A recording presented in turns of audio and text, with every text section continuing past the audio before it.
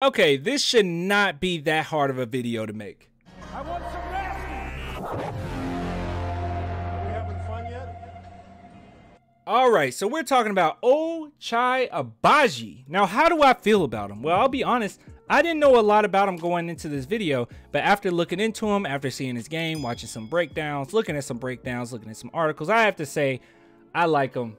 I like him quite a bit. Now, there's one player in particular that he reminds me of, and we're going to get into that in a minute. So first and foremost, like we always do, let's go ahead and talk about where he's expected to land. In the draft, he's expected to land about 17th. So we can kind of expect that he's going to be a mid-round, if not late first round pick. So we'll just make that assumption. So let's look at the stats, and then we're going to talk about what type of game he has and who he reminds me of. So statistic wise, we can see here he averages 18.8 points per game, 5.1 rebounds, 1.6 assists, and 47.5 field goal percentage, which is a pretty good percentage when we actually talk about it. So if you look here and you look at his steals category, even though he's averaging only 0.9 steals, he has a few games in here where he'll just go off for 4, go off for quite a few, 3. You know, it is sparingly, but he has some games here where he can kind of go off as far as his steals in a game. So overall, it seems as if you just face value stats alone, it seems as if he has a pretty decent overall game. And if you're looking here, you can see that over the years, year to year, he has improved. He is a senior, and that's one downfall, because some people say, I don't want to draft a 22-year-old, but hey, if you're the right team, you go ahead and grab him. Now, he's 6'5", 215 pounds, and there's one player in particular, like I said, that he reminds me of. So I'm going to kind of get off the stats and transition into this. Now, we're going to look at corner threes, three-point leaders when it comes to corner threes. This is from 2021. And this is December 22nd, 2021. And the reason why I want to talk about this is because one thing in particular about Ochai's game, essentially, is that he's really good at those corner threes. So what type of player is he? He is a catch and shoot. Simple as that. He is a catch and shoot player. He's really good on cuts. He has a really good defense as well. So he's a pretty good two-way player. But overall, that's what he is. He is a catch and shoot specialist. And one thing that he loves doing is shooting from that corner three, in which he's averaging 45%, which is stupid high from the corner. He's averaging 45% from the corner. So if we're looking at corner specialists, I looked at this list, and funny enough, before even seeing this, I was like, there's one player he reminds me of, and that player is on this list. He reminds me of Danny Green. Like, essentially, he is Danny Green. I'm sorry. They're almost the same height. They're both really good off-ball players, really good catch and shoot players. And I would say Danny Green was actually like phenomenal at this, especially 2013. Oh my goodness. But yeah, really good catch and shoot player. He can go off.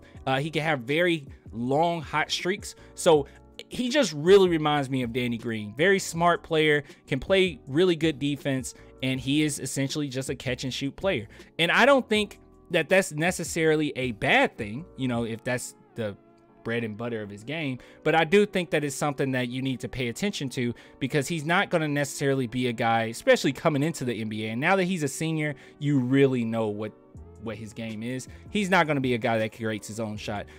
Unfortunately, he doesn't have a lot of creativity when it comes to creating a shot. He needs quite a bit of setup. So if you're a team trying to get him, you need a player, at least a really good point guard, that can kind of set him up and really optimize what he brings to the team. Now, I will say this, while I said that he's very similar to Danny Green, I think that he's slightly more athletic than Danny Green. Now, Danny Green is no slouch. I know some people think that Danny Green is athletic. He's no slouch.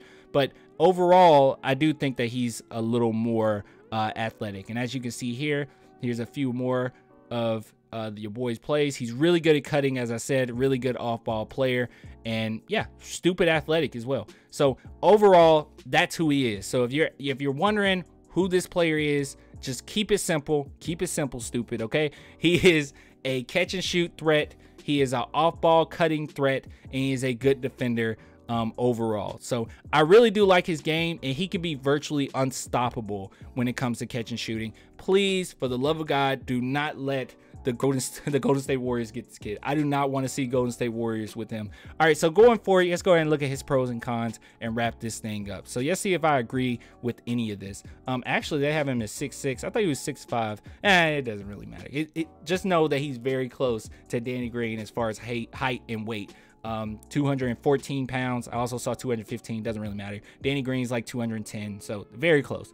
All right, so moving down. Pros: very good shooter, especially from deep. Agree. Decent scorer off the dribble. Agree. Excels on scoring on off-ball motion plays. Agree. Adequate playmaker. Yeah, adequate is a good word. I'm not gonna sit here and say he's a great playmaker. Adequate is good.